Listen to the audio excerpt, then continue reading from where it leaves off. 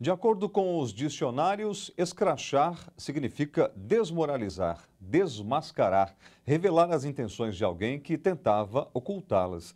Foi justamente o que fez hoje em São Paulo o Levante Popular da Juventude. Um escracho em frente à casa do ex-delegado Aparecido Laertes Calandra, conhecido como Capitão Ubirajara. Ele é acusado por torturas, estupros e mortes ocorridas no DOI-CODE, um dos principais órgãos de repressão da ditadura.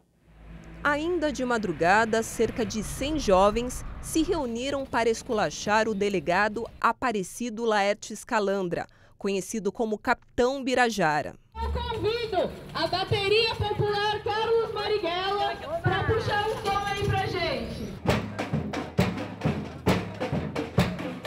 O escracho aconteceu por volta das 6h30 da manhã, em frente à residência do delegado, no bairro Ipiranga, em São Paulo. Nós viemos aqui recordar o sangue derramado dos nossos mortos. Viemos aqui porque nós não vamos permitir que essa situação continue. A gente acha que é fundamental a juventude, a população brasileira vir para a rua e expor esses ex-ditadores para que a comunidade, a vizinhança e o povo brasileiro saibam quem são essas pessoas e que a gente exija a revisão da lei da anistia e a abertura dos arquivos da ditadura. Aparecido Calandra é acusado de envolvimento na morte do jornalista Vladimir Herzog em 1975 e o desaparecimento do estudante Hiroaki Torigoi, conhecido como Molipo, integrante do Movimento de Libertação Popular, sequestrado em 1972. Ele também é acusado de torturas e estupros de presas no DOI-CODE, em São Paulo. Torturador, preste atenção, a juventude vai dispor para a nação. A gente espera conseguir, primeiro, não deixar passar em branco os 50 anos do golpe militar que atingiu o Brasil, mas também conseguir, dar uma publicidade maior para a pauta de memória, verdade e justiça. Em agosto de 2010, o Ministério Público Federal moveu uma ação contra o delegado por envolvimento em torturas. Em dezembro do ano passado, a Comissão Nacional da Verdade interrogou o capitão Ubirajara, que negou as acusações.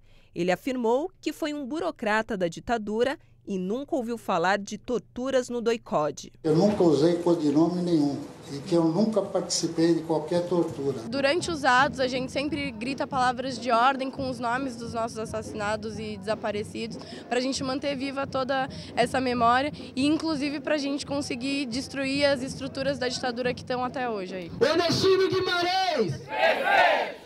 Aurora Maria Nascimento Furtado! Presente! Agora! Agora! Pois é, como nós vimos nas reportagens, a participação de jovens nos atos pelos 50 anos do golpe de 1964 tem sido intensa. E para quem não viveu aqueles anos de chumbo, a ditadura pode parecer distante. Como é que anda a consciência política da juventude brasileira? E para conversar sobre esse assunto, está aqui comigo no estúdio o Rodrigo César, que é da Direção Estadual da Juventude do PT de São Paulo. Boa noite, Rodrigo. Obrigado por ter vindo aqui até o seu jornal. Boa noite, Eli. Obrigado pelo convite. Bem, você é jovem. Quantos anos você tem? Desde quando você milita em movimentos sociais, Rodrigo? Eu tenho 28 anos, Eli, então nasci em 85, sou da primeira geração que nasceu depois da ditadura militar. E comecei minha militância nos movimentos sociais em 2004, então está fazendo 10 anos agora. E qual que é a sua avaliação sobre essa questão que nós estamos apresentando aí, a conscientização política da juventude, na sua opinião? Olha, tem se falado muito que isso apareceu em junho do ano passado, mas na verdade vem bem de antes. Muita gente antes dizia que a juventude estava apática, mas a gente sempre dizia e continua dizendo que está organizada, está com consciência política, só não está se organizando das mesmas maneiras como se organizava antes. Apesar da forma tradicional de organização também acontecer, tem formas novas de organização que junho demonstrou que está crescendo. Então, a juventude tem uma consciência política, sobretudo em relação ao que aconteceu no passado. Se for parar para perguntar para a maioria dos jovens, as informações em relação ao que aconteceu na ditadura militar, talvez não. Mas os resquícios que essa ditadura deixou, a juventude hoje está vivendo na pele isso crescentemente, como as reportagens falaram, principalmente nas periferias. E como é que você avalia a importância de discutir com a sua geração esse tema, o golpe de 64, a ditadura militar e o que veio depois dela? Tem um lado que é o compromisso com a verdade, né? Todas as gerações no Brasil, daqui em diante, precisam saber o que aconteceu a partir do golpe de 64. A arbitrariedade, a violência, os ataques à democracia e aos direitos humanos. Isso a gente não pode esquecer jamais, justamente para não voltar a se repetir. Principalmente agora em que tem muita gente dizendo que precisa ter uma nova intervenção militar. Agora, por outro lado, tem uma importância fundamental porque é uma luta daqui para frente, não só em relação ao nosso passado, a verdade do que aconteceu no passado, mas para conseguir justiça. De um lado, cumprindo, né, a justiça de condenar quem cometeu esses crimes contra os direitos humanos e, por outro lado, consolidar a democracia. Nós não vamos ter democracia enquanto tiver a polícia militarizada, não vamos ter democracia enquanto vigorar a Lei de Segurança Nacional e nós não vamos ter democracia enquanto permanecer tendo os tribunais militares. Para a gente encerrar, Rodrigo, na sua opinião, o que é preciso e como nós podemos envolver os jovens que ainda estão alheios à política?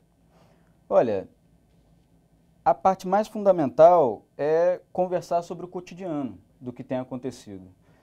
E todos os problemas vivenciados pelos jovens atualmente, né, são percebidos pelos jovens e muitas vezes não são relacionados com uma solução política, porque o que se entende por política normalmente, vulgarmente, é a política dos políticos, das instituições que estão desacreditadas. Então é justamente demonstrar que política se faz no cotidiano, no dia a dia, não só da forma tradicional de fazer política. Tá certo. Rodrigo, nós queremos agradecer a sua presença aqui e esperamos você outras vezes aqui no seu jornal. Muito obrigado, Ali. A gente agradece o convite mais uma vez. Muito obrigado.